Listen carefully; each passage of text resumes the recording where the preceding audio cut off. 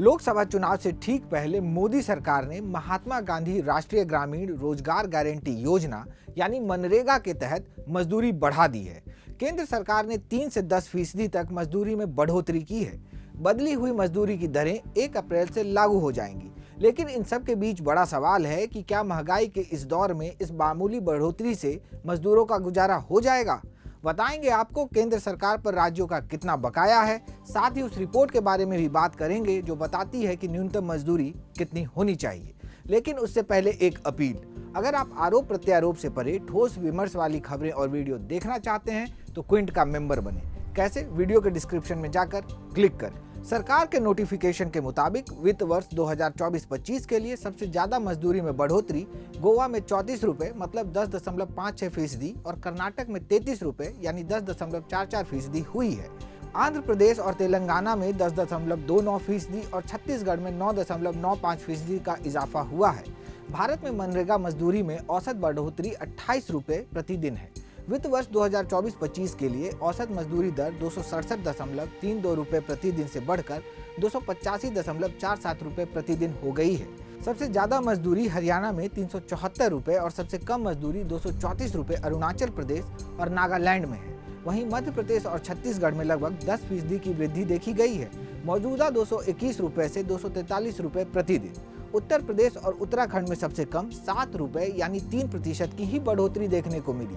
हरियाणा, असम, मणिपुर, अरुणाचल प्रदेश, नागालैंड, राजस्थान, केरल और लक्षद्वीप जैसे 8 राज्यों और केंद्र शासित प्रदेशों में 5% से नीचे की बढ़ोतरी देखने को मिली है। अब सवाल है कि इस मामूली बढ़ोतरी से क्या सही मायने में मजदूरों को फायदा होगा। मनरेगा की आधिकारिक वेबसाइट के मुताबिक वित्त वर्ष 2023-24 के आंकड़ों के हिसाब से मनरेगा योजना में 14.34 करोड़ एक्टिव वर्कर्स हैं। ऐसे में सरकार के इस फैसले से इन मजदूरों की आय में बढ़ोतरी होगी। बता दें कि इस साल की शुरुआत में ग्रामीण विकास और पंचायती राज पर संसदीय स्थायी समिति ने राज्यों में मनरेगा मजदूरी में भारी अंतर की ओर इशारा किया था। इसके साथ ही कहा था कि जीवन यापन की बढ़ती लागत के हिसाब से मजदूरी अपर्याप्त है और इसके अनुरूप नहीं है। पैनल ने न्यूनतम मजदूरी पर अनूप सतपथी कमेटी की एक रिपोर्ट का भी हवाला दिया था। साल 2019 में अनूप सतपथी कमेटी ने न्यूनतम मजदूरी पर अपनी रिपोर्ट पेश की थी। इस रिपोर्ट में जुलाई 2018 तक भारत के लिए आवश्यकता आधारित राष्ट्रीय न्यूनतम वेतन 375 रुपए प्रतिदिन या 9,750 रुपए प्रति माह तय करने की सिफारिश की गई थी। इस सिफारिश के 5 साल बाद भी मनरेगा की औसत मजदूरी 375 रुपए के करीब नहीं पहुंच पाई है। मनरेगा के तहत सबसे ज्यादा मजदूरी हरियाणा में 374 रुपए है, वो भी सिफारिश किए गए राष्ट्रीय न्यूनतम वेतन से 1 रुपए कम ही है। आंकड़ों पर नजर डालें तो पता चलता है कि 33 राज्यों और केंद्र शासित प्रदेशों में से 22 राज्यों में मनरेगा के तहत प्रतिदिन मिलने वाली मजदूरी 300 रुपए से कम है। अनूप सतपथी कमेटी का कहना था कि मनरेगा में दर तय करते समय महंगाई का भी ध्यान रखना चाहिए। NSSO CES डेटा के अनुसार हर 5 साल में उपभोग टोकरी यानी कंजप्शन बास्केट की समीक्षा करने की भी सिफारिश की गई थी। वहीं जीवन यापन की लागत में बदलाव के अनुसार हर 6 महीने में कम से कम उपभोक्ता मूल्य सूचकांक यानी CPI के अनुरूप मूल न्यूनतम वेतन को संशोधित और अपडेट करने की भी बात कही गई थी। श्रम एवं रोजगार मंत्रालय की रिपोर्ट के मुताबिक जनवरी 2024 में कृषि श्रमिकों और ग्रामीण श्रमिकों के लिए पूरे भारत में उपभोक्ता मूल्य सूचकांक 1 अंक बढ़कर क्रमशः 1258 और 1268 पर पहुंच गया। इसी प्रकार खाद्य महंगाई जनवरी 2024 में 9.67% और 9.43% रही, जबकि दिसंबर 2023 में यह 9.95% और 9.80% थी। दिसंबर 2018 से लेकर दिसंबर 2023 के बीच उपभोक्ता मूल्य सूचकांक सामान्य के आंकड़ों की तुलना करें तो ग्रामीण इलाकों में 4.28% की बढ़ोतरी हुई है। साल 2005 में ग्रामीण विकास मंत्रालय ने मनरेगा की शुरुआत की थी। यह विश्व के सबसे बड़े रोजगार गारंटी कार्यक्रमों में से एक है।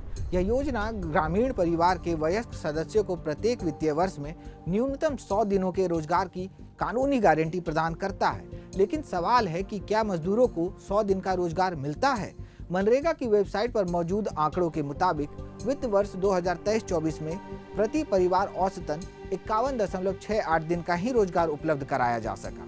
वहीं 2022-23 में प्रति परिवार मात्र 47.83 दिन का रोजगार मिला था। इससे पहले की बात करें तो 2021-22 में 50.07 और 2020-21 में औसत 51.52 दिन का काम प्रति परिवार ही मिल पाया था। जानकारों का मानना है कि केंद्र सरकार द्वारा समय से राज्य के बकाया फंड का भुगतान नहीं करने से काम की मांग में कमी आई है। वहीं वेतन भुगतान में भी देरी हुई है। इस तरह की बाधाओं के कारण मजदूर नियमित रूप से मनरेगा कार्य करने से हतोत्साहित हो रहे हैं। वित्त मंत्री निर्मला सीतारमण ने वित्त वर्ष 2024-25 के बजट में मनरेगा के लिए खजाना खोल दिया। साल 2023-24 में मनरेगा का अनुमानित बजट 60,000 करोड़ रुपए था, जो 2024-25 में बढ़कर 86,000 करोड़ रुपए कर दिया गया।